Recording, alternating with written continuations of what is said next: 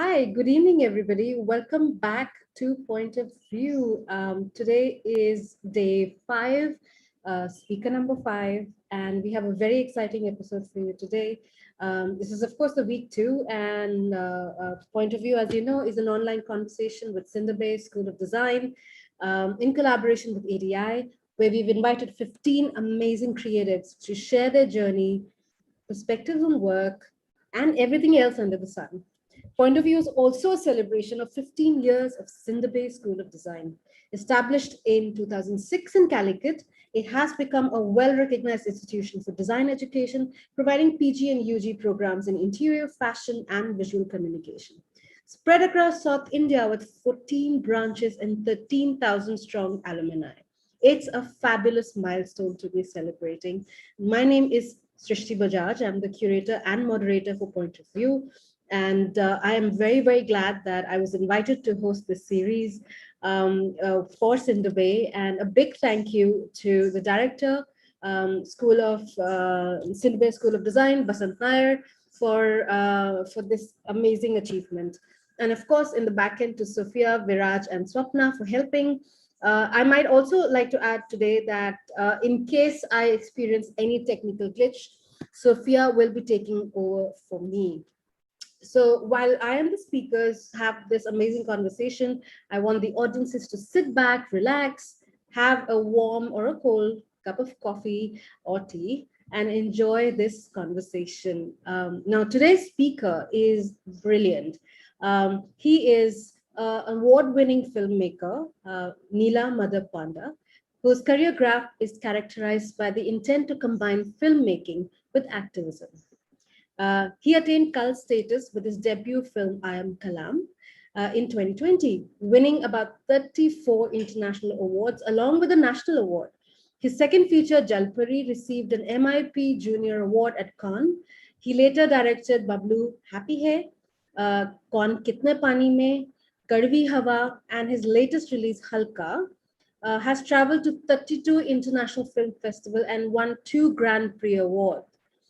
He's also a Padma Shri awardee. He was conferred with D.Lit honoris causa by Utkal Culture University.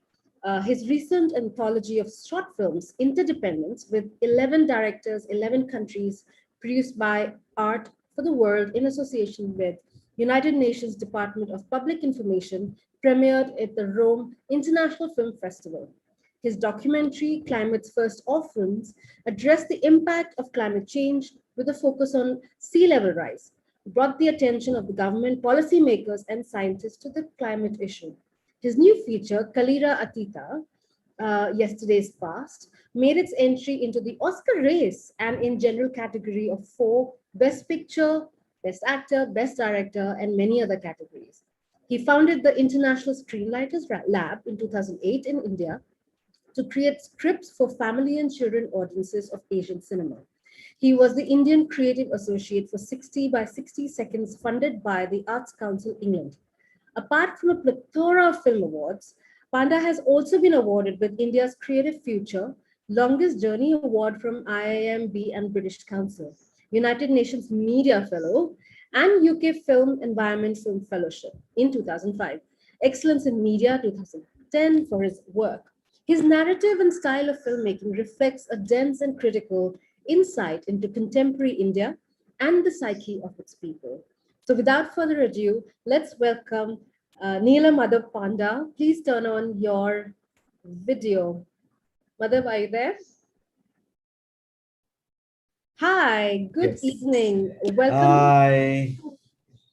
Thank How you have you for been? having me. All good. It's All good. amazing to have you here, and thank you for agreeing to do this. I know you're super busy with the script reading, so we are very, very honored that you've decided to say yes and join us. So it's really great to have you. And for audiences who may not know, Madhab and I have been friends for a while. I think since the British Council days. So it's been many years of being able to see his work behind the camera for sure, but in the sense of friends, family, home, etc. So it's been quite a remarkable journey for him, and it's been an absolute amazement that I see how far he's come, and very, very proud of you, Mother, of course. Thank you. So let's start at the beginning. This is an amazing choreograph, so many films. But I also know that you are extremely rooted to Orissa and your village, and how you grew up and where you grew up. So can you tell our audiences a little bit about that story a little? Where does Madhab come from? Well, the world says that India still lives in the villages, and I truly believe in that. And I must say that I'm I think there's a huge young audience out there, but I must say that I come from a generation. Of course, generations in the sense, Srishti and me might be in the same age, but generation means where you grew up, how we grew up is something really important to say. And I'm one of those lucky fellow of this country where I truly grew up in 70s, tiny village, very from a very humble family, from a farmer's family in Odisha. So during monsoon, literally my village would be get cut off from the rest of the world for 3 4 months. And I mean, literally, like when I was 7 or 8, oh no, 10, I had the first smell of petrol or diesel, because my Wow. village did not had a motorable road. I mean, of course there are many Indians who comes from that, there's nothing, people might find it cinematic, but this is what the truth is for many people. Yeah, absolutely. I think to start with, that gives a huge strength as a person, as a builder, I would say, without getting into books or inspiration or anything. Your environment, your village itself is an inspiration. And I'm the person who actually grew up looking at the uh, farming field, the river, the trees, Mm, and absolutely no mechanisms, nothing. wow. And so if you consider that, then imagine, so it was 1985. So when I was 10, 11 years old, the first television set came to my village. And so that was the first encounter with technology. Earlier it was radio. So radio itself was a great discovery for us that time, because generally for entertainment, our entertainment used to be, so one must consider that at the age of 10, what would you do then? Okay, because everything we talk here is about creativity, storytelling, everything where I'm rooted to and what I do as my Mhm, profession today. mhm. So if I go back there, there's one lucky part which you guys probably missing today. India grew up, all of us grew up hearing Dadi, Nani, Kaki, That's Baba ki kahani, So mm, that storytelling had evolved, There was a time I had witnessed into my place, there would be storyteller who would come with painting, There would storyteller who would come street musicians. Okay, that's how we had seen story. wow. Then comes radio, when we hear radio stories and songs. Then comes television. So television, when television came, it was, I would say it was the big shock of my life, because generally as a curious person, as a storyteller, you you try to find out what's happening. So there is a box, Sure. and evening only there was 2 hours or 3 hours Doordarshan program that time. It's true. But what happens is the TV comes out on the street, village street, okay? Okay. And then the whole village would come and sit. And imagine if it is 2 hours television program on the TV, out of which, if you're lucky, you have a chance to get about 5 or 10 minutes, because there are half of the time there is no electricity, or if there is electricity, the antenna might have turned around to another space and you keep on walking on the antenna to see what you're seeing. Mhm, So if you see those dots on TV, still the whole village is glued over there.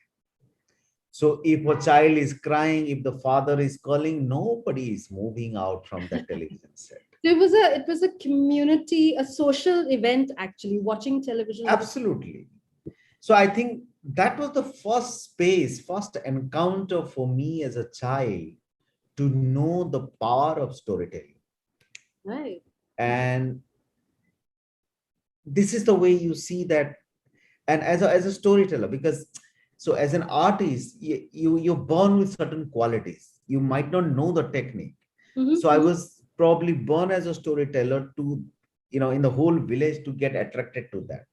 I You mean, know, imagine, say, I was just going to add that when you say this, that you were born as a storyteller, I think it's one thing to be born as a storyteller, but to know that you have that skill at that very young age is amazing. When did well, you I realize do. that you were a storyteller, though? Well, I do because A, I used to get very curious what people are talking. I've been observant, I kind of observe people, hear them. Mm-hmm. Two, because when you are born in certain circumstances and you have certain need in life. Say, Mm-hmm. for instance, at that point of time, getting a piece of toffee or a sweet or something, somebody's toy, is something big achievement for you Right. because your parents can't afford. Okay. Mm-hmm. So that was the first usage of storytelling for me to get that I convince a child by telling something to reach that space to get that. Okay. Mm-hmm. So this is how is my first realization. And Right. then the bigger realization is everything is storytelling. If you realize it's True. marketing is the biggest storytelling. That's true. And way back in 1995, when I could not do well. I mean, how do I say I could not do well? But I'm a graduation fail, so I did not succeed in graduation. So my chemistry paper, I got very little mark. Then so family said that, what do you do? I said, give me a little money. If you can, I'll go to Delhi and do some marketing course, because that's point of time. If you realize post 93, 94, so India was emerging as kind of a new capital boom of globalization, the products from Markets had outside. opened up. Yeah, 1995, when mobile phone came to India. that's true. So I was a door-to-door marketing guy to sell the big Nokia phone. The bricks, the old bricks that we Yeah. used to have. And I realized that that is the biggest storytelling, to convince somebody to buy a phone. I mean, in the whole 6 months, probably I had sold two phones. Okay. And I always tell this, the first one I sold was to Mr. Chatterjee, the IIPM founder. Well, if you could convince him, that's a big achievement. Indeed. So yeah, so there are two things which connects to do what I do and why I do is, for an artist there is always a internal urge, you be a painter, musician, anybody. It's not mechanical. For an artist, it is never mechanical. It's true. So it is always there is a urge why you do that. Apart from whatever money making, business, to become famous, celebrity, whatever you say, there is a basic urge which is inside you. Mm-hmm. And of course, worldwide, we know there's a phenomena which we say that sufferings always brings the artist talent in a much That's better true. way. That's Like true. the filmmaker in Iran made a feature film from the jail, you know, Mm. and that got into Cannes. So there are many such artists has evolved, bring out their art, be it in the book form, painting, music, anything.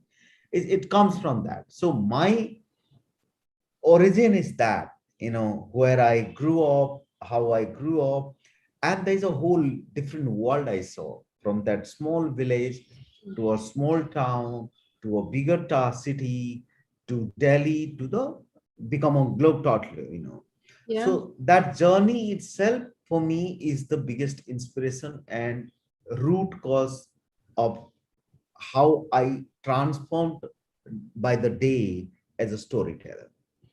But okay, hold on. But we're at a point where you're still selling cell phones door to door. That's still not filmmaking. How did that jump happen from being a salesperson, or at least aspiring to be a salesperson, into filmmaking?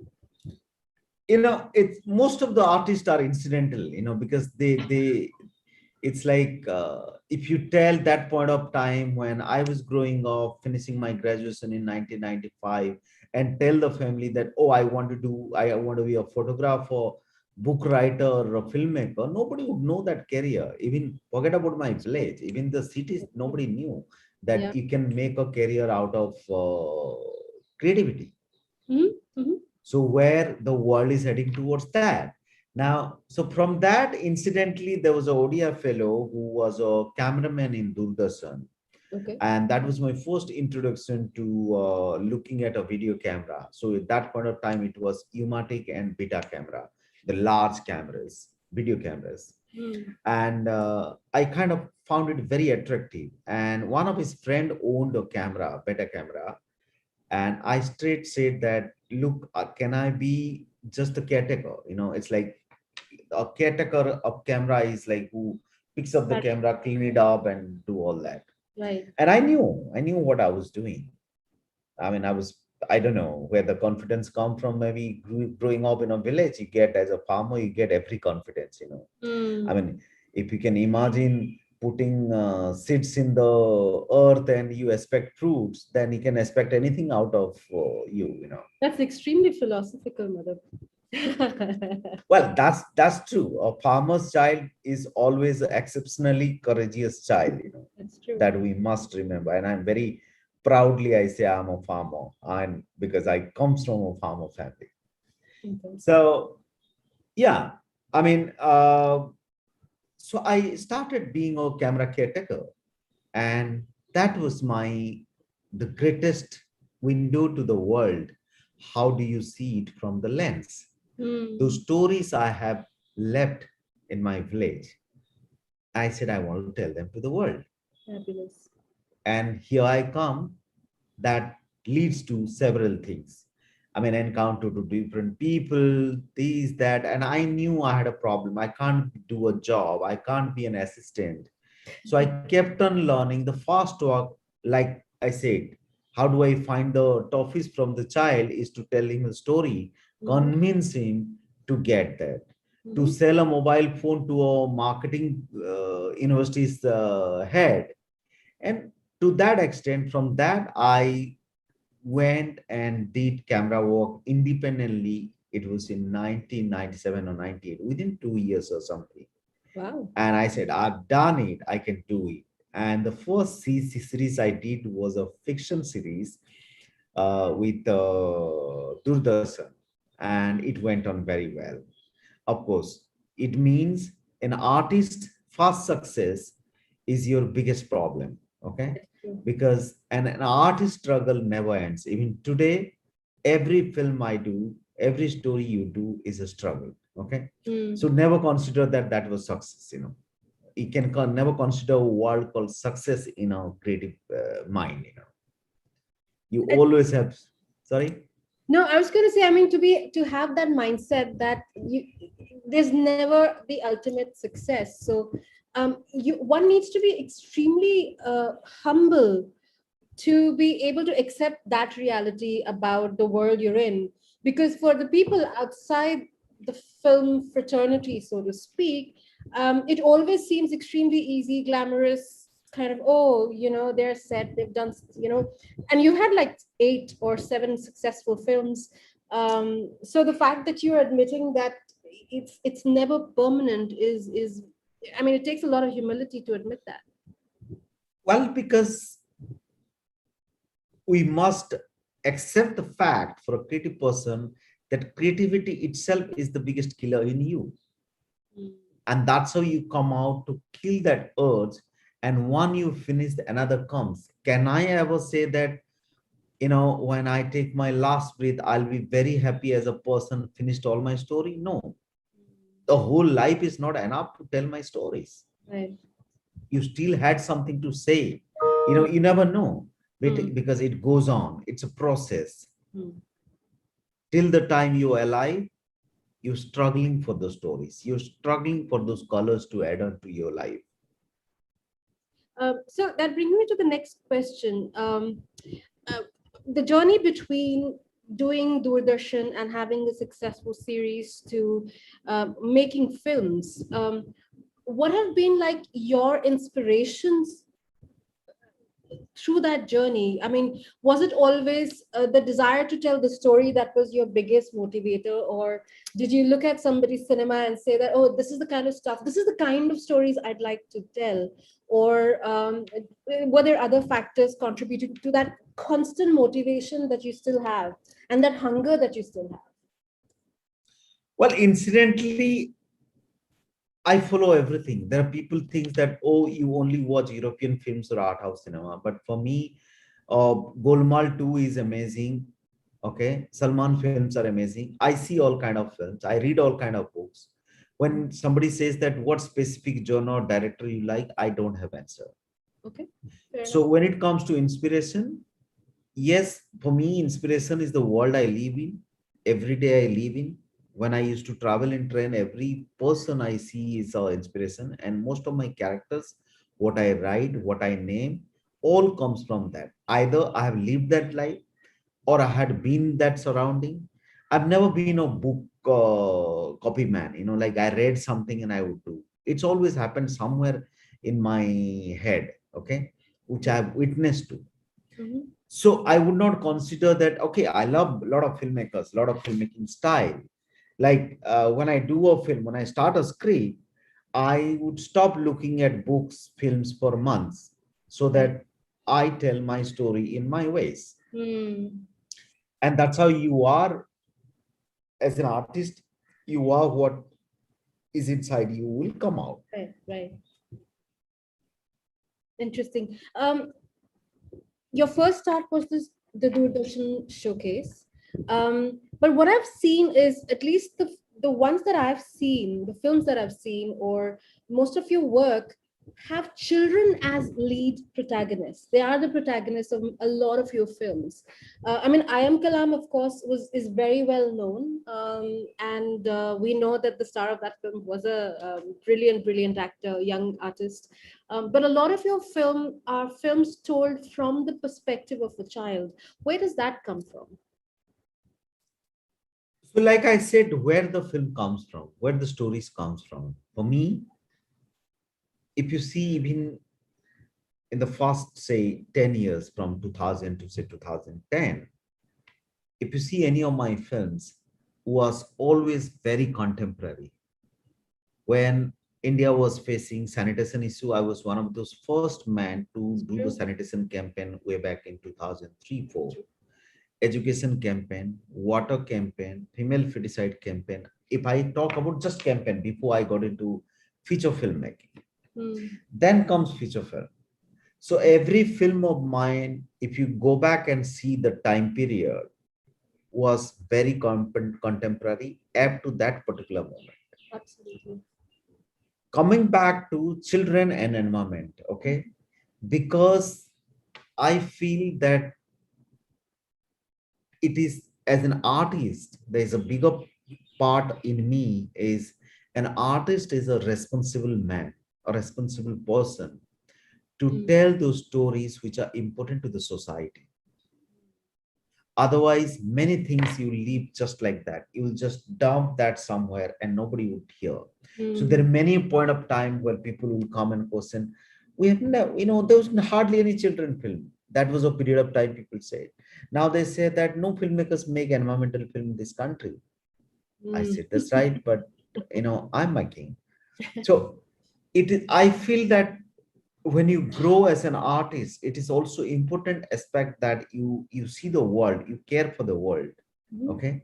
And of course entertainment is very important. The way we need food, cloth, entertainment is important. That is also very crucial, Hmm. but eh, that is me which I have built up. I feel that I have a responsibility to tell the stories, and it just comes that way to me, that this is the time for me to tell the story. And if you realize, I had never signed to the studio and did any contract or anything. I'm a very independent sort of a filmmaker. I do it in my time. When I do children film, like I most of the time I do it in summer vacation so that it doesn't disturb children. But coming back to children, yes, because I did lot of documentaries on children, Right. and I always wanted to tell their stories for a while, which is why there were two, three children feature film I made. Yeah, that's true. No, but it's very, very interesting because even when you're making children's film, they're not, I would say they're still for adult consumption. They're not children's films in the way a child sees cinema. It is told from the perspective of a child in a very real circumstance. So a child facing, lack of education is an adult issue, actually. It is our responsibility. But from that space of innocence, that desperation just seems more palpable in some sense. That's what I was coming from. That children are protagonists, but they're adult stories. Therefore, they're must watch for grown-ups, I feel. No, Um, because that's the failure of making children film also, because we as adults see in our point of view what is children. yeah. If you see my films, those are the way our children wanted to be Mm, as a person. So the right. children as a person I treat, then you realize that, oh my God, the emotions you feel that this child talks like that or this child is like me. You don't Mm. realize that they are not just children, they are another person. They need to tell their individual story. That's true. That's true. I think that's very, very profound, and I wish there were more filmmakers who could address, young adults as young adults. Coming to the other aspect of your filmmaking, which has a huge focus on the environment, and I want to talk about that a little bit more. But before that, let's have the trailer for your 2021 film, which also was in the Oscar races. Can we have the preview of the film? Now, while the preview comes on, do you want to tell us a little bit about what this movie is about? I know it, but could you tell our audience? So why environment is very essential for me, I have been advocating to the world in different platforms that the way you need clothes, the way you need money, the way you need the basic things in your life. I think environment should be now a forceful topic. It should not become just education or a NGO topic or a policy making topic. Because if you realize human resources are limited, but population is growing. More than growing, we are becoming greedy for our development, for faster growth. So I feel that look at irony, what we are facing all over the world today, be it the heat wave happening in America, Canada, everywhere now, or the cyclones, frequent cyclones. So one of the incident, I'll tell you the urgency, why I wanted to tell this story. Way back in 2005, I saw a newspaper clipping. There was a hand pump inside the sea. So that cannot be a picture, because a handsome, what do the handsome hand pump inside the sea? Mm-hmm. Because a hand pump is generally in the middle of the village or outside the village. Mm-hmm. So when I discovered it was basically a village which has gone inside the sea, and I did a documentary called Climate's First Orphan. Right. Yes. Yes. Yes. Yes. And by the time I reached there, in those years, out of 7 villages, 3 were already inside the sea. Wow. Then I followed the story for 13 years, from 2006 to 2020. Mm. And guess what? The hand pump I was using to drink water, which was in the middle of the village, Kanupur, is now inside the sea. So the sea has come about 2 kilometers. So that is sea level rise due to temperature rise in the ocean. Okay. Yeah.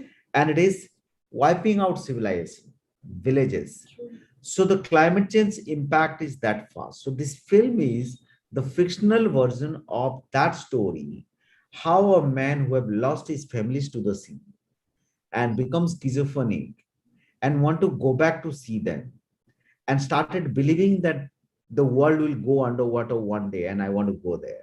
So it's a very futuristic, Mm. yet it gives a sense of shock about climate change. Fantastic. Can we have the trailer, please? And the movie is called Kalira Atita, Yesterday's Past.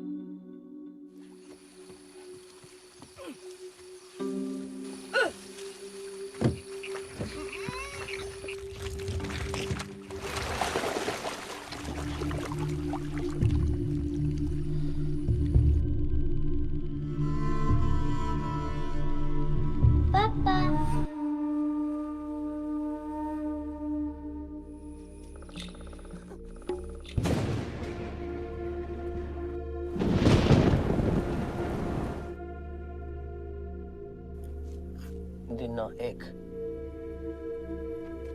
अरे बुआ ए बुआ କୁଆଡେ ଯାଉଛ ଆମ ସମସ୍ତଙ୍କୁ ଛାଡି ଏଠି କୁଆଡେ ଯାଉଛ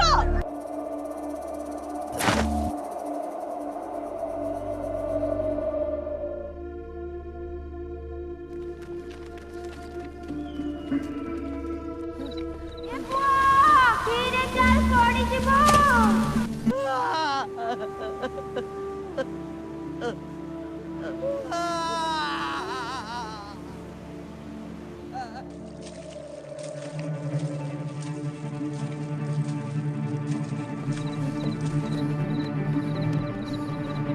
दिन दुई दिन तीन କିଏ ଆସିବ ତମକୁ ନେଇକିରି ଯିବ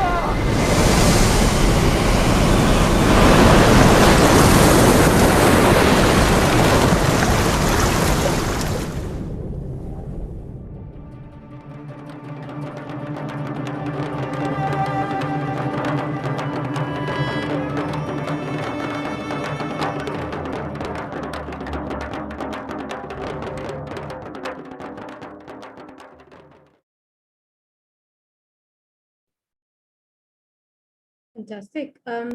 It's this. I kind of feel like this film also marks a slightly darker turn in the way I've seen your films, because generally I've seen that your films combine a certain sense of levity to send home the message. There is a huge sense of humor in the way they look at their everyday situations and how the characters deal with it.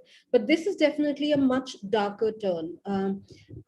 Is that deliberate? I mean, of course, because the concern is very um, it's a humanitarian concern for so sure, but it is a very grave concern.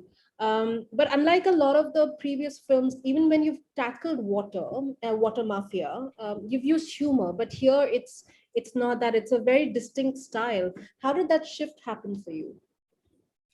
No, it's not a shift. It's just this film. I felt that I want to give a shock to audience what's happening to the world, and there was no. The message is that only, and there's no. The solution is in you. So that's how the film ends also. Which is a very interesting ending, which has many questions to raise about what the situation is. With respect to ecology, considering you have done many films on it, what was the starting point for you where you realized that this is really the kind of cinema that you want to do? Well, it doesn't grow like that. It's basically where I come from, knowing where I had lived with that nature, water, everything. Growing up into a city environment, I started realizing that there is something wrong in the air. There's something wrong happening to the world. And it's not easy. You can't make a film on climate change. You can't make a film on water, air, as an entertaining film. If you see my film Kaun Kitne Pani Mein, Mm, is set on the war of water. It's a satire. that's true. So Kadvi Hawa is on the wind. Hmm. Okay, this is on sea. So it's all have that kind of connections. So forming a story based a fiction story based on this sort of reality is a very tough job. It is. It is. If you were to, there are a lot of students in this audience, right? And a lot of them think of sustainability, especially if you're coming from an interior architecture design space, as a big issue. We call it a wicked problem of the world. And in some sense, your communication medium, which is filmmaking, is highlighting that concern, and you're crafting a story around it. So if students today want to, uh, it could be any medium, it could be interior design, it could be architecture, it could be fashion, textile. If they wanted to look at sustainability and ecology as a theme, what kind of suggestions would you give to them? What should be their arc? What should be the story that they should try to tell? I think that's a very valid thing what you're saying. In every sphere of life, you may be a designer, engineer, doctor, anything you do, we must find ways for sustainability, because like I said, your resources are limited. So when it comes to sustainability, you talk about design, how do I mean, how would it be, if I can find a design where there is no air conditioner needed, and I use the solar power or a natural energy, and uses elements which is better for the world, and I don't cut a tree. Similarly, I had been also talking about in cinema, how do you do green cinemas? Use less power, less energy, not polluting enough, not using plastic. So I think two things. There is one is the work culture, how you build that. Other is whatever you do, you have to have a sense of your environment, sense of the sustainability. That how do I, in some way, maybe out of 100, that 1% I contribute to reduce emissions. Mm. That's the first thing we have to think always. True. That's fantastic. And I do urge our audience member here that I don't think that our futures can be better without keeping sustainability in mind. And I think your work really drives home that point. And I would recommend all the audience members to please watch his films. I think they are a very critical look at India as a context, and what, not us living in cities, but around the country, the kind of lives people lead and the kind of things they have to face because of climate change. Madhab, I also want to come back to this idea of storytelling. And if I were to ask you, how will you define storytelling? Or if you were to give our audience members like a quick, short lesson on what makes a good story, what will it be? I think there's no technology, there's no format, there's nobody can advise you how you tell a story. It's Okay. simple.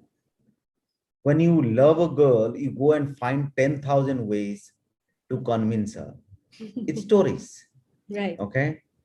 So sometime when we don't find a way, our cinemas, to get that romance, we make 30 girls dancing behind the hero and 20 behind the girl, Yeah. okay. So I don't think you need that many people to tell a story. You are your own storyteller. You have many things inside you to tell. As long as your heart is there, your soul is there, that you want to speak it out, you can speak. I've never been a writer, I can't write a line, but when I started putting it came together. Mm. So there's no format, nobody can teach you that. So I think you seem, even in design, what you make is that because you wanted to do it. If the uni wanted to say, if a project wanted to say, that's a different thing. But in everything, if you put your soul, That's where your success lies. That's where your story lies. So really, there's no formula for story. Like if okay, so you're naturally gifted, right? They might be somebody sitting in the audience who knows that maybe they're not a natural storyteller, but they have a passion for cinema and filmmaking. Maybe they don't want to make a feature, but maybe they want to do an ad film, or maybe they want to do a small TikTok video. I don't know. I mean, these are all formats of storytelling. There's nothing that you would suggest to them that okay must have for good storytelling. No, and that too now in when we were growing up, probably we were needed that. Now Mm. Google God is there, every day you are telling stories on your Facebook, Twitter, Instagram. So already there is a huge, people out there. Somebody is cracking a joke, somebody doing a dance video. They all are expressing what they wanted to. And on top of it, probably the COVID, blessings in disguise. COVID has made people aware of what they had inside.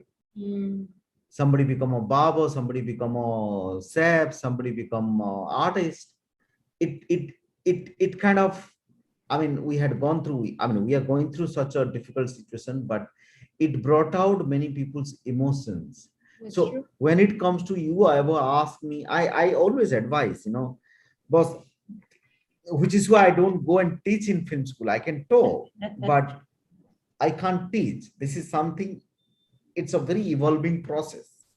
Sure. And as long as you wanted to do that, it happens with you. So Interesting. nobody is gifted on this earth. We are gifted as just human. You are not gifted as an engineer, doctor, filmmaker, nothing you are gifted. Should build that skill. Find ways to build that skill set. Absolutely.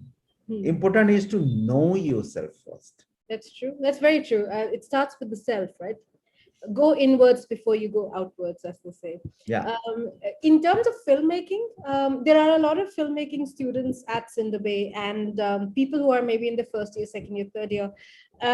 What do you think are essential skill sets for a good filmmaker? Is that still technical, or is that also something that you figure out?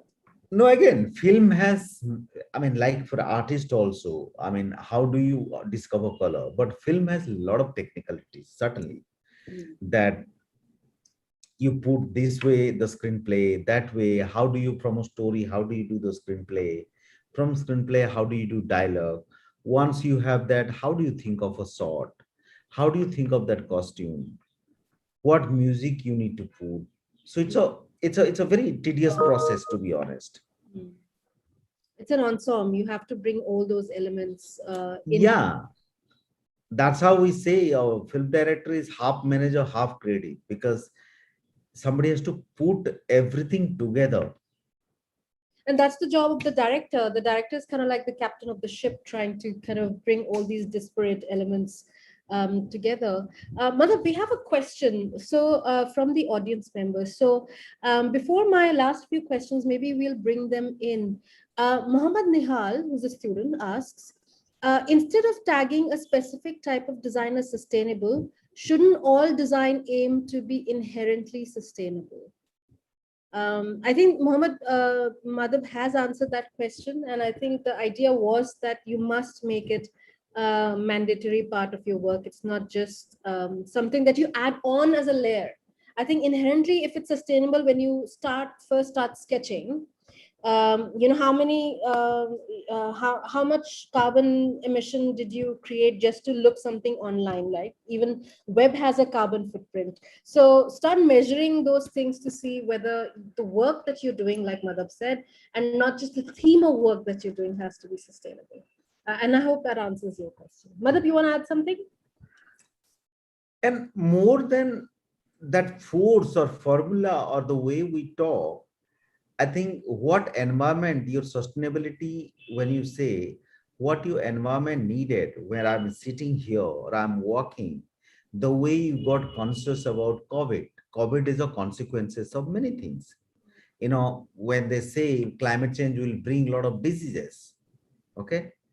So when it is COVID, you started watching yourself. You're putting on mask, you're doing social distancing, sanitizing, blah, blah, blah, blah, blah. So when it comes to environment, if a government still have duty to pressurize you to think about environment, it will never work. It is us as you taking responsibility that I want to get conscious in every inch. Do I need two car? No, I need one car. Do I, when it come to design, you need to think that, oh, this way I can cut down so much of carbon footprint. That's fabulous. That's very well said, and I think it is each one of our responsibility. So, Mohammed, the fact that you're asking this important question means that you're already on that path. Let's take the next question. Hana Naz. She asks, "How can a filmmaker? How is a filmmaker able to see the world in their character's perspective?"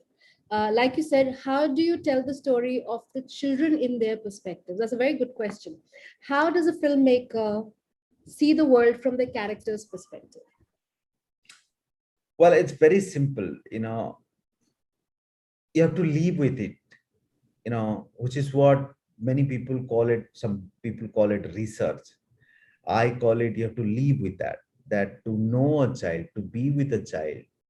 Like I had, if you see, all the films are also women centric. It's children film, but there are women centric also. I had lived with many, in a sense, traveled and stayed, spent a lot of time with all the women in the rural areas. So that sensibility, to get that kind of sensibility, you have to be with the character. So if I would not have spent 13 years knowing the sea and its behavior and those village, I would not have been able to make this film. So that's how the character I have built. So here there's two character in yesterday's past. One is the guy, who is not protagonist, who is antagonist actually. Here the protagonist is C. The C tells that it's not my fault. You did this, you are suffering. So here, if you see the film, it's a ulta thing. The nature is antagonist, and the guy is the human is nature is protagonist, and the human is protagonist. So the human is the villain. So you suffer. Very interesting. Naz, I hope that answers your question. You have to live well with that character, through that character before, and understand it really well before you're able to tell their story in a real sense. So it's not something that's completely hypothetical.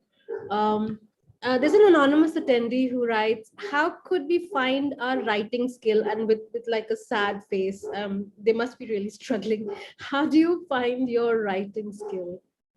It's really very simple, to be honest. Like I don't come from a English background. Till I was 19, I didn't know how to speak Hindi, how to speak English, neither I can write a line, and I had no training. Again, when people say that you are gifted, nobody's gifted. Please remember that. I wanted to do that. So I started putting in paper. I keep writing, keep writing, keep writing. You develop that to yourself. So to write, you need to read a lot. And to write, you need to read from newspaper to books to everything. And then you start reflecting yourself in your paper. It's very simple. I like how you say it's simple, but I think I know when a student starts doing this thing. It took me 10 years. So if you're, I would say, if you're gifted, it might take 6 months for you. Well, good luck, guys. Just find out first if you're gifted, or it will take you 10 years. Madhab, through all this journey, what would you say has been, and I know there've been a lot of challenges, and I remember the time when you were trying to seek funding for I Am Kalam, and those were desperate days, right? And I remember that you had to kind of put things on loan, etc., etc.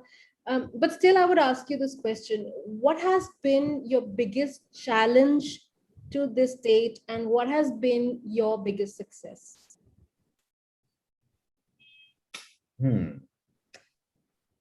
Like I said, it's every day, but still I have to put down something.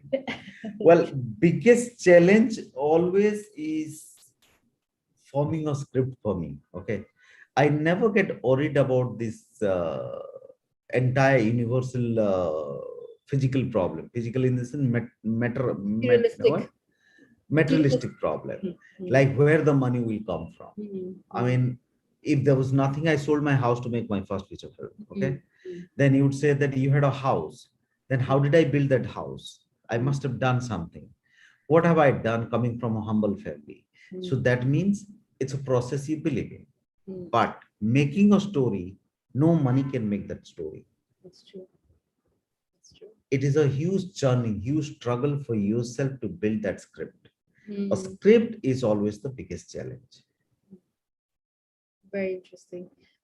So I know that you're writing your next script. Do you want to tell our audiences about it? Then I want to come back to my other second half of that question of the biggest blessing or biggest success.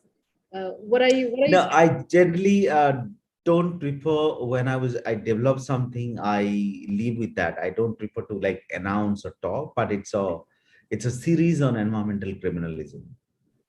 Environmental criminalism. What does that mean? Can you please explain to our audience? It's like you see serial killer, CIA, FBI story, army story, it's environmental criminalism, so which probably nobody else is doing. So we'll have to now wait and watch what that means. Next year. Sounds next year. Sounds very, very exciting. And very curious. I'm very curious about this now. And your biggest success till date. I know you've won lots of awards, so I'm just curious, what would you call your biggest success? That my success probably is growing up with my child, so along with my career, because my career had a lot of challenge, and growing up with when you have a child and to give that kind of time and grow up with him is a big challenge. So being with him, because always remember that the success is not about the career, I think the bigger part is the family. Okay, and if career takes out all the time and you never had attention to the family, there is no success.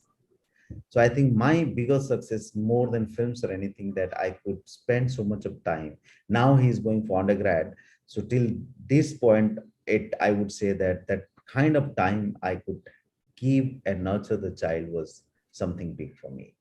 In terms of film, I made, from my documentaries to feature films to these, I think why you don't consider it a success even in business, because you keep growing. But if you talk about that, yes, my biggest success, I would say, was when I made Kadvi Hawa, because it was not a easy film for me to make. So making that film was a big thing for me. Can I ask why? Because I know the landscape and the cinematography, I mean, it's breathtaking.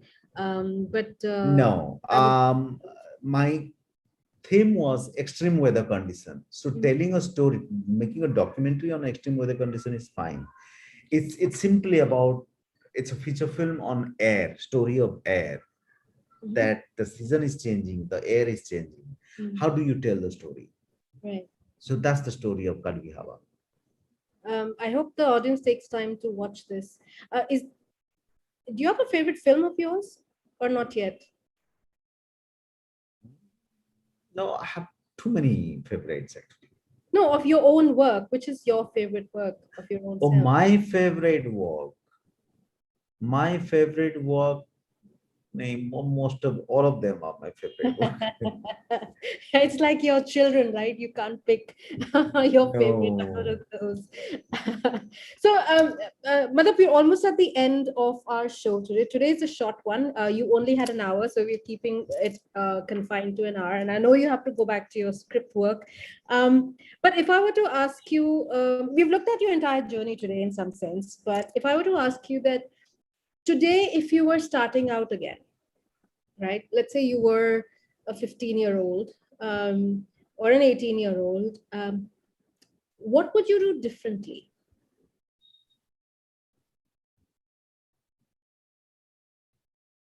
Hmm. Well, when we were, even now, the same question, have and have nots. Okay. Hmm. So we never thought what we can have. We never had options. So today, when you want to get into Zomato, so I want to eat pizza. There are 150 pizzas. That's true. Okay. Yeah. So by the time I choose is taking 15 minutes, 20 minutes. And if you have five friends choosing, it can go up to an hour. Yeah. Okay. So I think what I have to do is the whole idea of this digital investment. Digital world is great. We are growing. We need this. But I think this also making us in many sense confused what I want. The paradox of choice. Yeah. So if I am in 18, I think I wanted to first figure out what I want and how I want. Hmm. I can't just randomly every day Google that, oh, science is good or math is good, this doctor is good or that is good, just because I have options and I have informations. So I think selecting information and utilizing in right way is your first way to find your career and success. But what would you do? Would you do something like if you had to do everything all over again? Would you change anything or not? No, I mean, if I wanted to be a storyteller, I would have been this only. You would have found your calling eventually and No, landed up where you same, yeah. are. Same. Super. And if additionally I could do something, I could do farming with filmmaking. Farming and filmmaking, that's the first one I've Yeah, heard. I wanted to. I always try to do that. Farming is something I am very fond of. Not fond of art. I would have made a career out of it. Wow. Farming is the new technology, and farming, or agriculture technology is the next big thing. So maybe you have something you can find out of there as well. Yeah, Madhab, thank you so much. It's been fabulous. enjoy. And I think for me, this has been lovely because I've got a chance to kind of question you not as a friend, but as a creative peer in some sense. And it was an absolute pleasure. And thank you so much for your time. And I hope the audiences had a great time. Please check out his films. You can catch them I think there are some on Netflix and some on Prime. Yeah, it's all over Netflix, Amazon, Z5. Mm. Yeah, there's some also coming in MX Player. Superb. I don't know, maybe Sophia can put your filmography in the chat box for our audiences. But thank you so much. And Thank you. it has been fantastic. And thank you for sharing your point of view, Madhab. Have Thank you a so great much. evening. And really, from Cinder Bay and from me, have a great evening. Bye. Um, Bye. for all the other audience members, just a reminder, tomorrow we have Suresh Eriat, who is a fabulous animator. You can check out his work through Studio Ixorus. He does. I mean, again, in some sense, the genre of animation, but he does a lot of beautiful work and ad films and short films and brilliant. So please tune in tomorrow, 6 p.m. See you then. Good night. Bye.